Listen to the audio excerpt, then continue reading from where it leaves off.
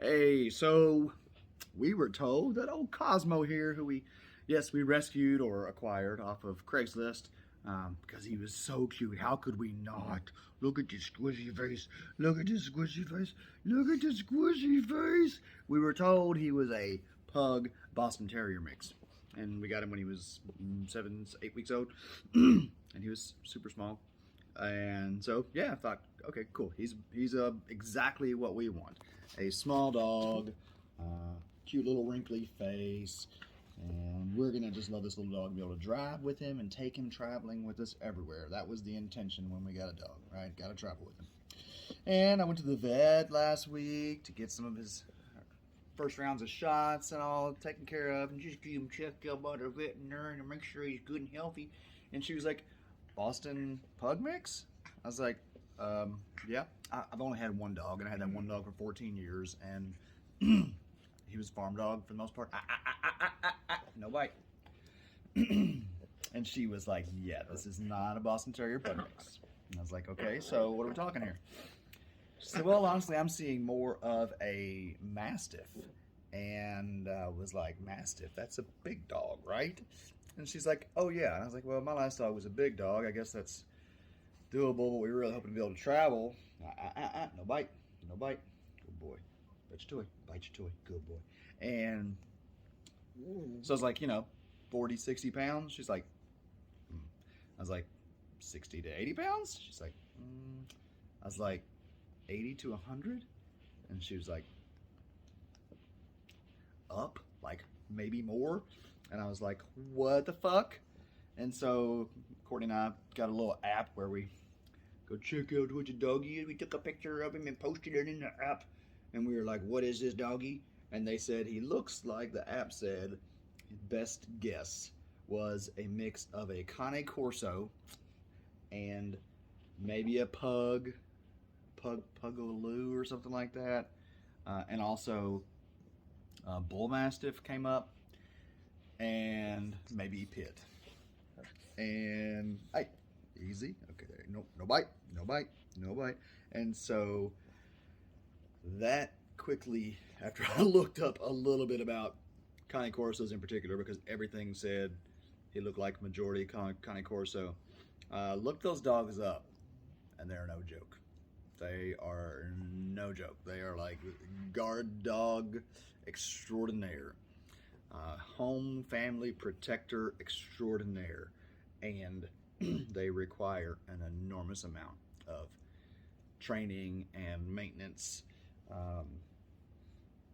And so we thought about it. We really thought long and hard whether or not we're going to keep Okazi. And I have said to Courtney that I have no intention, no desire whatsoever to put this dog into another round of home to home to home. Stop. No, Cosmo, no bite. Toy. There's your toy. There you go. Get your toy. There you go. I know the teethers just need to chew. He just needs to nibble.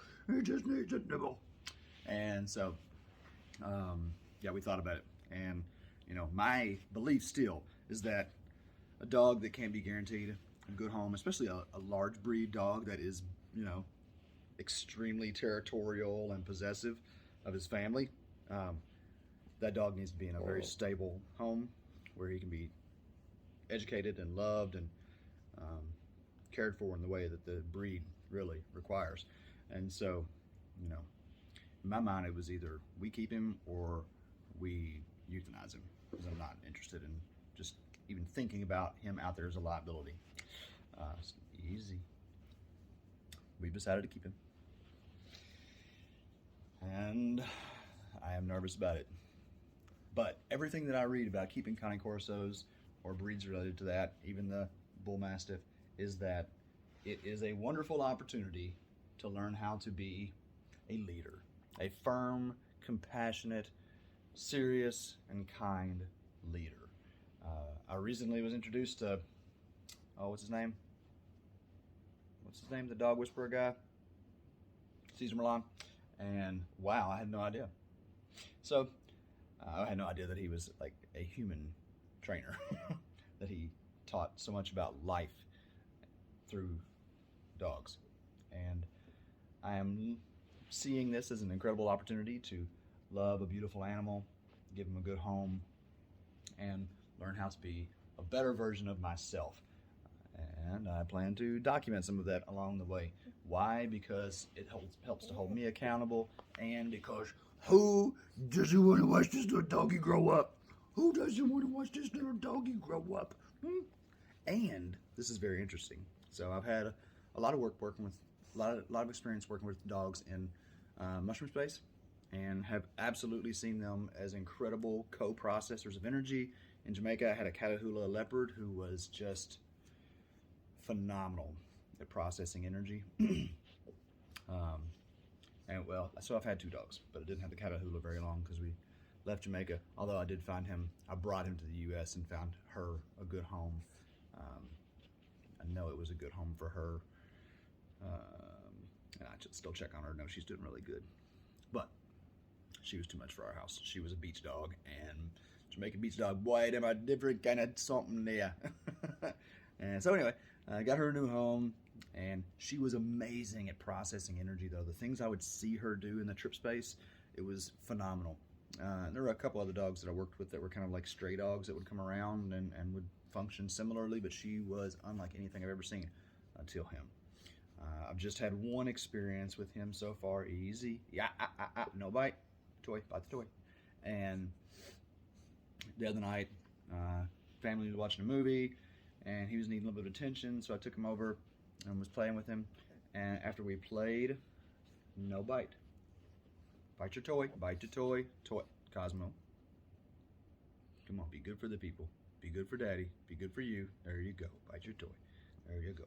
And so we played for a little bit, and then afterwards, I have this kind of running condition with my right shoulder, like a blockage in my shoulder, energetic blockage that I've been working on for a while. And this dog, it was the most amazing thing. He started sniffing at my shoulder and sniffed up and down my arm, just up and down, up and down, up and down, all around my arm. He was running circles and going up and down my arm, excuse me, for probably 3 or 4 minutes. And then I was like, Courtney, look at this. And at that point, I was having like this buzzing, nope, under my arm.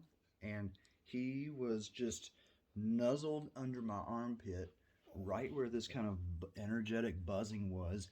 And I could just feel him helping to somehow process it. And I don't really know how to put it into words other than just that, just like it's an assistance with processing.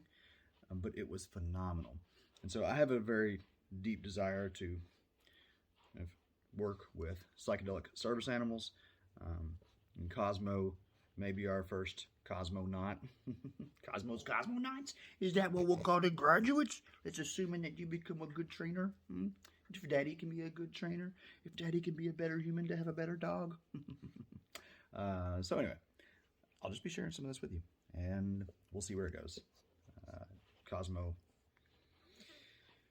has a lot to teach me.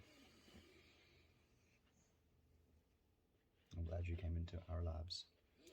I'm sure there will be challenging moments, but we're off to a pretty good start. So just stay tuned for more adventures of Cosmo the Cosmonaut.